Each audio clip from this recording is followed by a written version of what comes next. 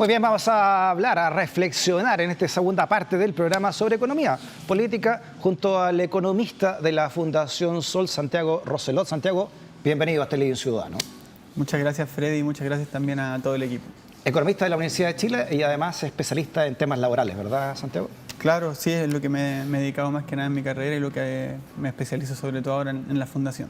Precisamente para hablar de este titular, que tiene que ver con este estudio, ¿no?, que revela que mediana de sueldos en Chile no supera los 500.000 pesos.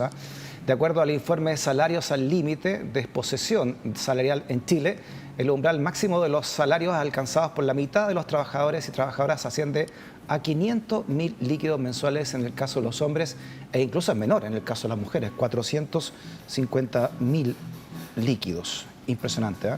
Todo esto está dentro de la CACEN también, ¿no?, como estudio. Correcto. Como cifra oficial del Estado. Correcto. Este es un estudio que se hizo a partir justamente de la CACEN 2022. La encuesta se levantó entre noviembre del 2022 y enero del 2023, o sea, en ese periodo son las cifras, y considera, como te comentaba, al total de las personas ocupadas, que son cerca de 9 millones de personas, 8,8 millones de personas. Y particularmente, acá estamos hablando del ingreso de la ocupación principal líquido, ¿ya? O sea, para también tener bien claro de qué estamos hablando. Y creo que la primera conclusión, ¿cierto?, es bastante evidente, ¿cierto? Acá vemos que los salarios son bajos. ¿Ya? O sea, el 50% de los trabajadores y trabajadoras en Chile ganan menos de 500.000 pesos. Son como 56%, creo que la cifra exactamente, real, ¿no? Exactamente. Si uno, esto es bueno, el titular, ¿cierto?, es ese, pero si uno mira en detalle, puede entrar a picar y ver varios fenómenos que son subyacentes. O sea, por ejemplo, el 56% que mencionas tú y otro elemento que también es relevante, ¿cierto?, es que esto es algo que no es nuevo, ¿cierto? O sea, al menos desde la Fundación Sol hace 10 años que venimos sacando estudios salariales y las cifras, si bien han crecido, sigue siendo insuficiente, seguimos observando salarios bajos. Sí, ustedes, la Fundación Sol, son los primeros, creo yo, que nos lanzan estas cifras de realidad en la cara, ¿no?, que tienen que ver, claro, porque una cosa es la macroeconomía, donde las cifras tienden a ser muy lindas en Chile, con todo el PIB, el crecimiento, en fin, per cápita, pero otras cosas son en la micro, ¿no? Esto bajado a la realidad, donde dice que el 56% de las chilenos gana menos de 500.000 pesos líquidos, ¿no? Este gráfico tiene que ver también con un estudio que ustedes hicieron en la Fundación, ¿no?, que habla precisamente que solo el 16% de los trabajadores gana más de 1 millón de pesos y el 56% gana menos de 500.000 pesos. Oye, es bajísima la cifra de 1 millón líquido. Exactamente. 16%. O sea, acá qué es lo que vemos en términos generales y lo que te comentaba un poco que se puede entrar a picar más allá del titular, es que la distribución de salario está muy comprimida. La gran mayoría de los chilenos y las chilenas ganan en torno, bueno, ahí sale, ¿cierto?, la cifra, menos de 1 millón o menos de 1,5 millones.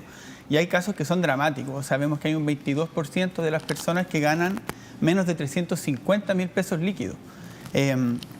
Versus, bueno, el 8% más o menos que ganan más de 1,5 millones.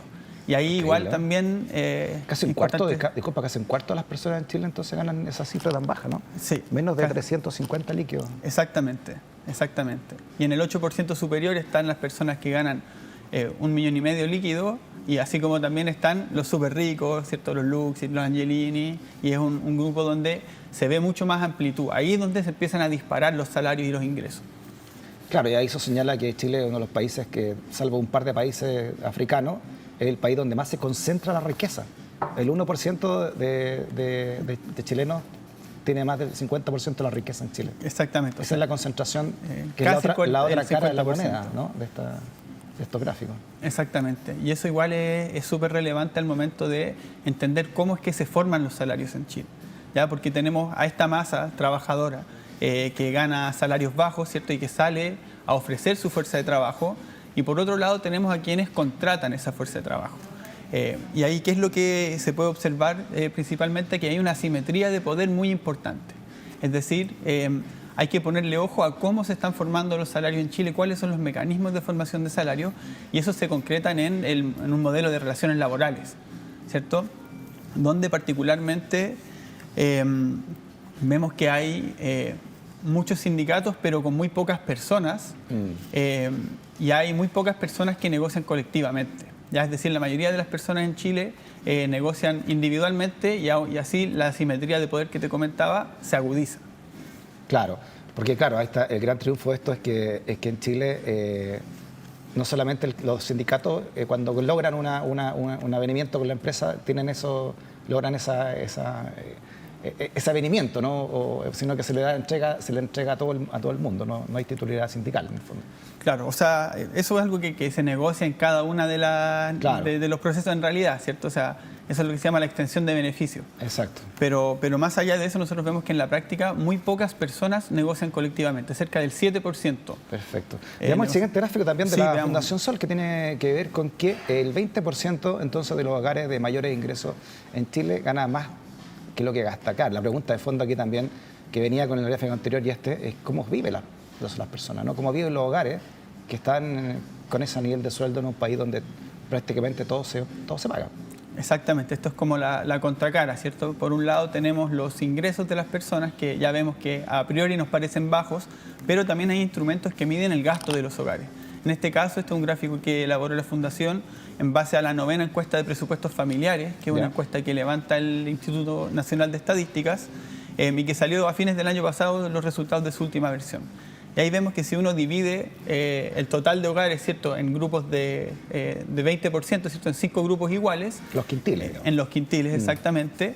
En los 4 quintiles más bajos se gasta más de lo que se gana. O sea, el 80% de los hogares en Chile viven endeudados. Porque ¿cómo se llega entonces a...? Claro, esa es la pregunta, ¿cierto? ¿Cómo se completa este margen para poder vivir?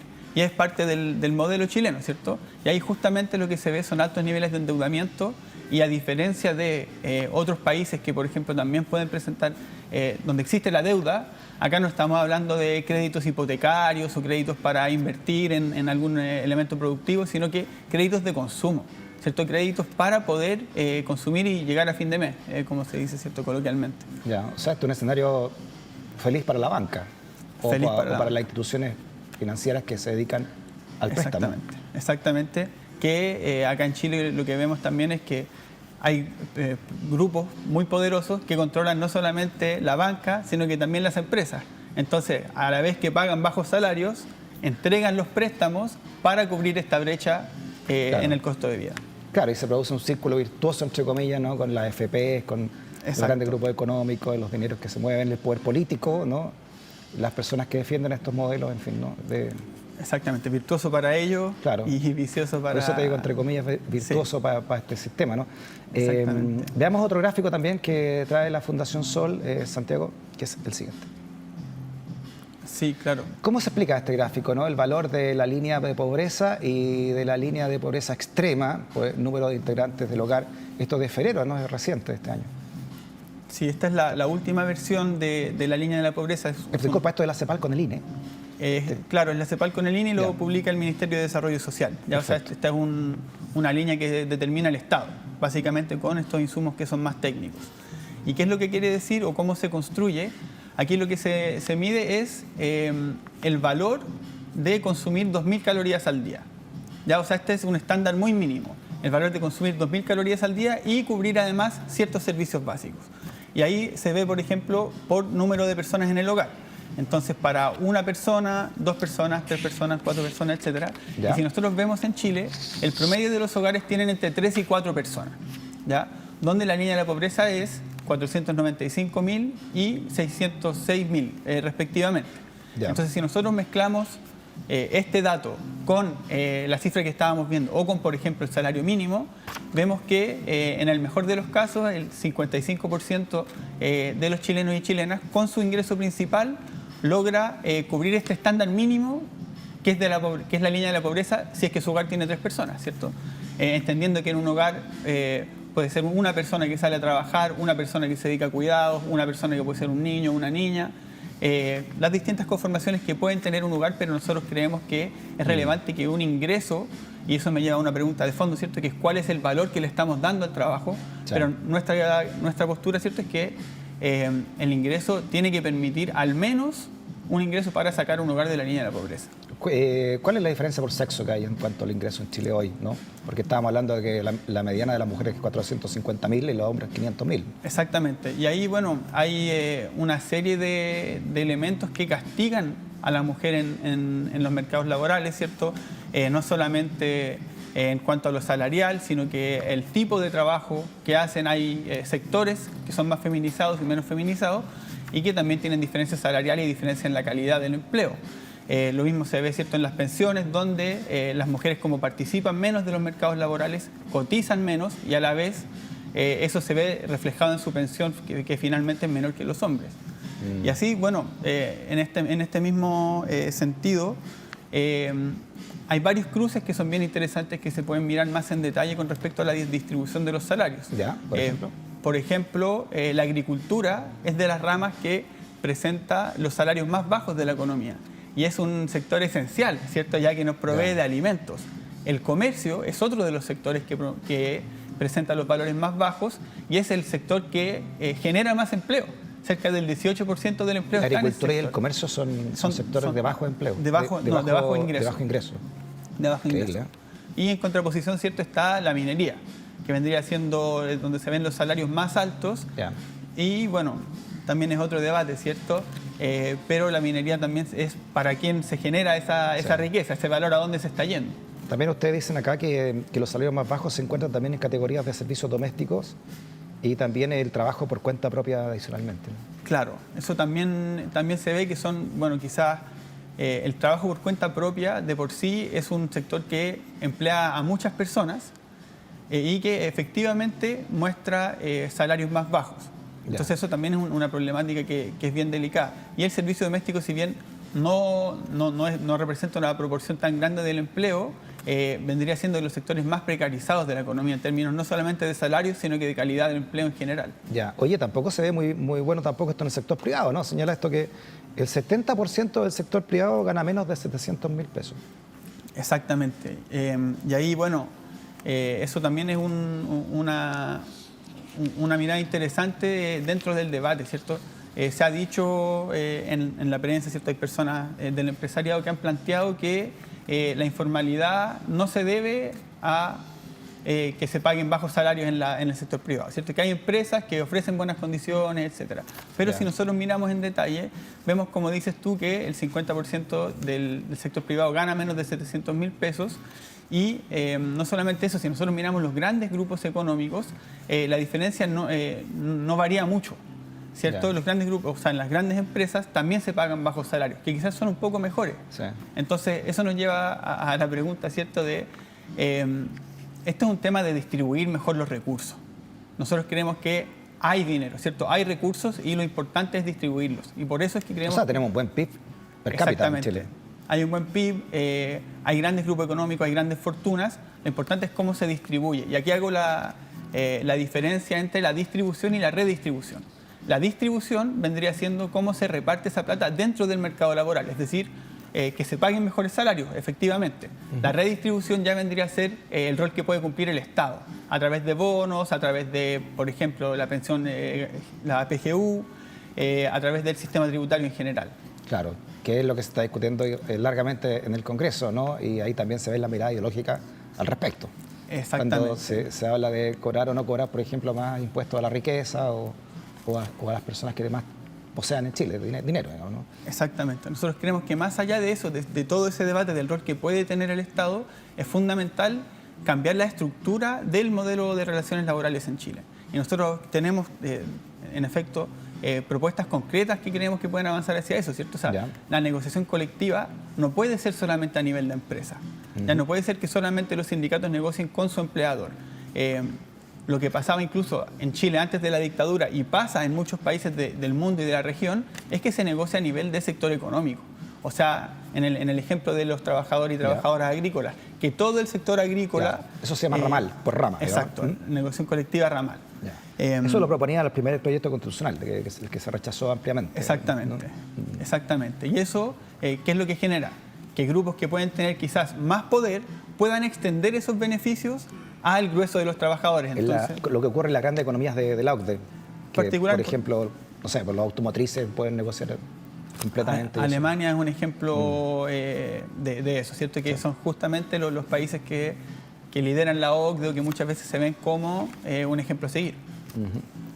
¿Qué otra cosa más deberíamos avanzar? Porque además, otro dato que se cruza con todo esto es la poca movilidad social que hay en Chile, ¿no? Una de las más inamovibles del planeta también. El que nace rico muere rico, el que nace pobre tiende también a morir igual, ¿no? Exactamente.